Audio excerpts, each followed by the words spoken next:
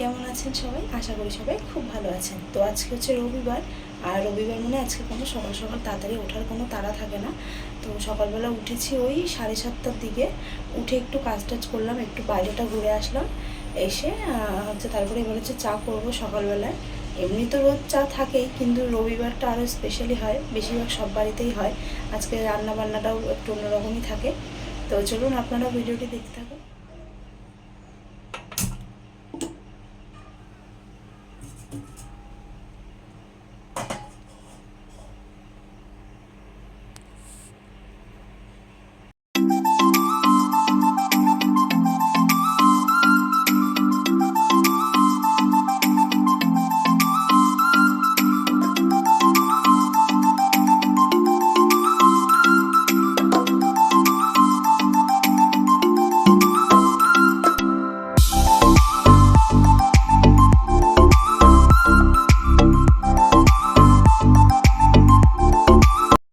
সকালে দুইজনের জন্য চাটা আমি এখানে রেডি করে নিয়েছি। আজকে চাটা খাওয়ার সময় দুজন মিলে একটু গল্প করতে করতে চা খাওয়াবে। অন্যদিন চাটা করে নিয়ে আসলেও ও অফিস যাওয়ার তাড়া থাকে, আমার মেয়েকে স্কুলে নিয়ে যাওয়ার তাড়া থাকে।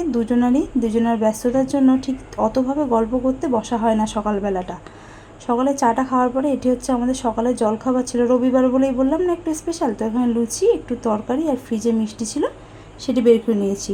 তো চলুন দেখতে থাকুন। সকালের খাওয়া দাওয়াটা হয়ে গেছে, জলখাবারটা। তারপরে পাপা বাজার থেকে নিয়ে এসে সবজি টবজিগুলো সব কিছু বাজার করা থাকে, শুধু এই মাছ মাংস কিছু আনতে হলে সেইগুলো। তো এখানে হচ্ছে এই যে খাসির মাংস নিয়ে এসেছে, একটু এটাও ধুয়ে পরিষ্কার করে গুছিয়ে নিয়েছি। আর এতে হচ্ছে একটু ইলিশ মাছ আছে, ওটা হচ্ছে ভাবছি একটু সর্ষে ইলিশ করব। আর চিংড়ি মাছ এনেছে, সেটা ভাবলাম আজকে আর কিছু করবো না, ওটাকেও ধুয়ে টুয়ে পরিষ্কার করে নিয়েছি, ওটাকে ফ্রিজে রেখে দেবো। পরে এর মধ্যে এই সপ্তাহের মধ্যে যে কোনো একটা দিন নিরামিষ বাদ দিয়ে সেদিন বের করে নেবো। তো এইগুলো হয়ে গেছে। এবার এই রান্নাগুলো করার জন্য সমস্ত সবজি টবজি কাটবো, গুছাবো। তো চলুন আপনারা ভিডিওটি দেখতে থাকুন। এখানে সমস্ত গুছিয়ে নিয়েছি, তাই মাংসটা হচ্ছে ওদিকে, মাছটাতে আমি হচ্ছে নুন হলুদটা মাখিয়ে রেখে দিয়েছি। আর মাংসটাকে হচ্ছে সমস্ত মশলা টশলা দিয়ে একটু ম্যারিনেট করে রেখে দেবো। তো যেমন যা মানে রোজকার যা মশলা হয়, রোজকার বলতে মানে মাংস রান্না করলে যেসব মশলাগুলো দেওয়া হয়। তো এই দিকে তো আমি পেঁয়াজ, টমেটো, আলু এইসবটা কেটে রেখেছি। আর ওর মধ্যে আছে হচ্ছে তোমার জিরে, ধনে, গোলমরিচ, একটু মিট মশলা, তারপরে আদা রসুন সমস্ত কিছু একসাথে করে পেস্ট করে নিয়েছি। নিয়ে হচ্ছে ওর সাথে দিয়ে নিয়েছি, দিয়ে ওটাকে হচ্ছে মাখিয়ে রেখে দিলাম কিছুক্ষণের সময়ের জন্য। আর তার মধ্যে মাছটা আমি অনেকক্ষণ আগে নুন হলুদটা মাখিয়ে রেখেছি, যাতে একটু নুনটা মাছের মধ্যে আর কি বসে। তো তাড়াতাড়ি করে হচ্ছে এদিকে সর্ষে ইলিশ করবো। তো সর্ষে হচ্ছে আমার গুঁড়ো থাকে, সেটাকে হচ্ছে একটু গরম জলে, হালকা গরম জলে যেমনভাবে আর কি গুলে নিতে হয় তেমনভাবে একটু গুলে হচ্ছে 10-15 মিনিট মতো রেখে দিয়েছিলাম। দিয়ে হচ্ছে এইদিকে সর্ষে ইলিশটা বসিয়ে দেবো। তো ঝটপট করে হালকা করে, এতে তো আর মাছ বেশি ভাজতে হয় না, একদম হালকা করে একটু মাছটাকে একটু এপিট ওপিট তেলের ওপরে উল্টে নিলাম, ভেজে নিলাম। নিয়ে হচ্ছে একটু সর্ষের যে আর কি মানে পেস্টটা বানিয়েছিলাম, পেস্টটা মোটামুটি মানে একটু জল আমি বেশি দিয়ে করে ফেলেছিলাম, ভাবলাম থাক অসুবিধা নেই, তরকারিতে তো দেবো। তো দিয়ে দিলাম। দিয়ে হচ্ছে এদিকে সর্ষে ইলিশটা হয়ে গেলে তারপরে হচ্ছে আমি এদিকে মাটনটা বসাবো। আর মাটনের জন্য তো হচ্ছে কিনা মানে একটু কমই কী করি, কড়াইতে হচ্ছে কষিয়ে নিয়ে আমি প্রেশার কুকারে দিয়ে দিই। আমার ওই আগে সেদ্ধ করে নিয়ে বসানোটা ওটা না ঠিক ভালো লাগে না, সেই জন্য। তো তাড়াতাড়ি করে হচ্ছে কিনা এখানে আগে আলুটা ভেজে নেব, নিয়ে মাটনটা বসাবো। এইদিকে রান্নাও করছি আর টুকটাক এদিকেও কাজ করছিলাম, যেহেতু রবিবার বলে একটু দেরি করে উঠেছি ঘুম থেকে, তো দুদিকেই সামাল দিচ্ছি, এদিকে রান্নাও হচ্ছে, এদিকে কাজকর্ম করছি সব একসাথে। আর অনেকটা দেরি হয়ে গিয়েছিলো ওই দিন রান্না বান্না কমপ্লিট করতে করতে, যেহেতু দেরি করে শুরু করেছিলাম, সকালে উঠেছি দেরি করে, সকালে জলখাবারটা খেয়েছি অনেকটা লেটে। তো তাড়াতাড়ি করে এখানে হচ্ছে আমি আগে রান্নাবান্নাটা এখানে তাড়াতাড়ি সেরে নেব।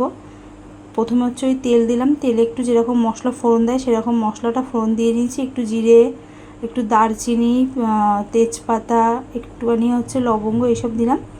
দিয়ে আর হচ্ছে তারপরে তেলের ওপরে হচ্ছে পেঁয়াজ আর হচ্ছে টমেটো, ওটা দিয়ে ভালো করে কষিয়ে নিচ্ছি। নিয়ে একসাথে ম্যারিনেট করা মাংসটা তার মধ্যে দিয়ে দেবো। দিয়ে হচ্ছে ভালো করে আমি কষিয়ে নেবো, যেটা বললাম আমি ভালো করে কষিয়ে নিয়ে তারপরে প্রেসার কুকারে দিয়ে দিই। রীতিমতো ওই 8টা মতন সিটি দিলে আর কি হয়ে যায়। তারপরে তো একটুখানি থাকে বন্ধ, যতক্ষণ ওই দমটা না বেরোয়, তারপরে হচ্ছে কিনা প্রেসার কুকারটা খুলি। তো ওতে ভালোভাবে 8টা সিটি দিলে ভালোভাবেই হয়ে যায়। ওরকমই দিই প্রায়, যখনই আর কি করি ওরকমই দিই, তার থেকে কম কোনো সময় দিইনি। তো ওইটুকুনি দিই। তো চলুন তাড়াতাড়ি করে এখানে এটা করে নিই, রান্নাটা হয়ে গেলেই হয়ে যায়, দেখতে থাকুন।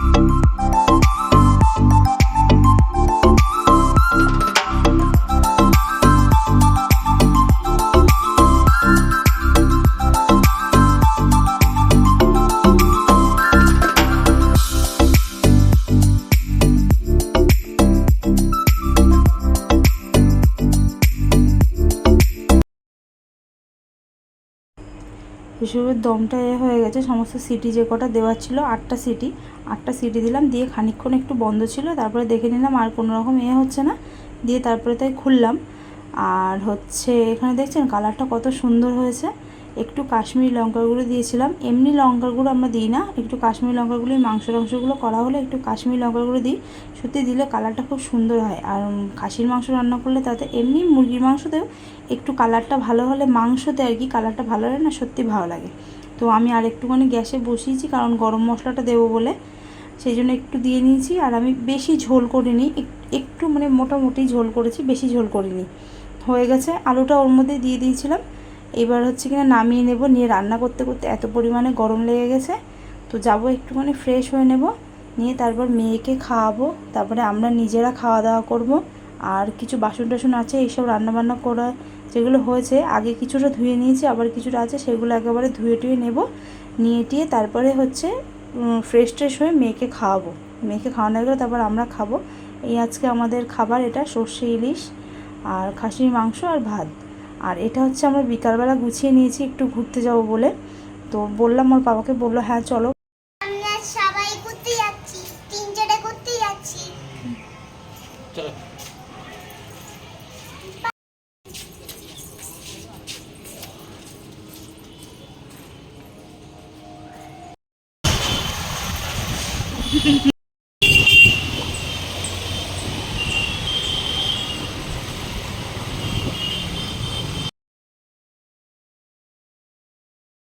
রোদটা এখনও হালকা হালকা আছে, কিন্তু এই যে যেখানে গাছপালা এসবগুলো বেশি থাকে সত্যি খুব ভালো লাগে, তাই কি না বলুন? এরকম কী সুন্দর আকাশটা কত সুন্দর দেখা যাচ্ছে, চারিদিকে গাছপালা, সত্যি ভালো লাগে। আমাদের এখানে কাছাকাছি অতটা তেমন নেই, কিন্তু আমরা যেখানে যাচ্ছি, এখানে আমি আগেও 2বার গিয়েছি, আমার সত্যি জায়গাটা খুব ভালো লাগে। আর দেখছেন দুদিকে শুধু গাছপালা আর গাছপালা, সবুজ আর সবুজ চারিদিকে, এত সুন্দর লাগে। আর সত্যি ওই দিন ওয়েদারটা গরম ছিল, কিন্তু আকাশটাও দেখতে যেন এত সুন্দর লাগছিল, মেঘের মধ্যে থেকেও যে সূর্যের যে একটা দেখা যাচ্ছিলো, সত্যি খুব ভালো লাগছিল। আর এইসব রাস্তাগুলো দিয়ে যেতে গেলে না খুব ভালো লাগে। আমাদের এদিকে বৃষ্টি হয়নি, কিন্তু ওইদিকে যেতে গিয়ে দেখি ওইদিকে বৃষ্টি হয়েছে। আর এত সুন্দর হাওয়া দিচ্ছিল যাওয়ার সময়, কী যে শান্তি লাগলো সেটা আর আপনাদেরকে কী বলবো বোঝাবো। সত্যি খুব ভালো লেগেছে। আমি যতবার এই ধরে আমি 3বার গেলাম, আমার সত্যি জায়গাটা যেতে গেলে না খুবই ভালো লাগে। চারিদিকে শুধু দুপাশে শুধু যেদিকে তাকাবো দুদিকে শুধু জল, তার সাথে গাছপালা, খুব ভালো লাগে জায়গাটাকে। তো চলুন আপনারাও আজকে দেখতে থাকুন, আপনাদেরকেও আজ সাথে নিয়ে গেলাম। যে জায়গাটার জন্যে আগের তো রাস্তাটা আপনাদেরকে দেখালাম, দুদিকে শুধু গাছপালা, সবুজে সবুজ ছিল। আর যেটার জন্য বিশেষ করে এখানটাতে আমার বেশি ভালো লাগে সেটি হচ্ছে এই যে এই জায়গাটা, মাঝখান দিয়ে রাস্তা, আর দুই পাশে হচ্ছে ছোট ছোট, এগুলোকে কি বলবো, খাল পুকুর মানে এরকমই। তো দেখছেন, পুকুরই বলে, খাল না, সরি পুকুর। তো দেখছেন কত সুন্দর লাগছে। আর তার উপরে আকাশে যে মেঘটা জমেছিল, তাতে যেন মানে এই জায়গার সৌন্দর্যটা যেন আরও বিশেষ করে বেশি বেড়ে গিয়েছিল। দেখছেন কত সুন্দর লাগছে। সামনে হচ্ছে রৌদ্র দেখা যাচ্ছে হালকা করে, সূর্যের আলোটা, আর এই দিকে হচ্ছে মাথার ওপর শুধু চারিদিকে কালো মেঘ। ভয় তো জানি না করেছে কি না, কিন্তু তার সাথে যে মনটা এত ভালো হয়ে গেছে দেখে, সত্যি খুব ভালো লেগেছে।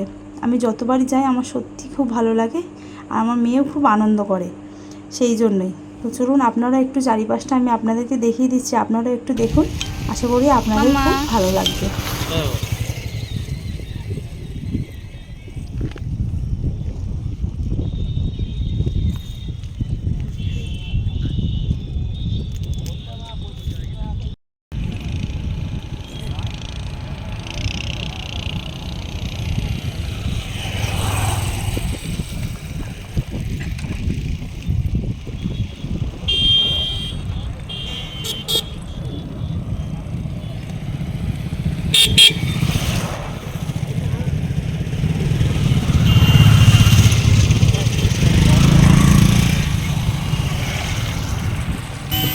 যখন গিয়েছিলাম তখন একটু বিকাল বিকাল ছিল, কিন্তু মেঘের জন্য এমনই লাগছিল। এখন আস্তে আস্তে যত সন্ধ্যা নেমে আসছে, তত দেখছেন সৌন্দর্যটা যেন আরোই বেড়ে উঠছে। আর এটি হচ্ছে রাত্রের দৃশ্যটা, দেখুন কত সুন্দর লাগছে। তো আজকের ব্লগটি আমি এখানেই শেষ করলাম। আমার ব্লগটি যদি ভালো লেগে থাকে একটি লাইক করবেন, আর কেমন লাগলো সেটি অবশ্যই আমাকে কমেন্ট করে জানাবেন। সবাই ভালো থাকবেন, সুস্থ থাকবেন। নমস্কার, দেখা হবে পরের ব্লগে।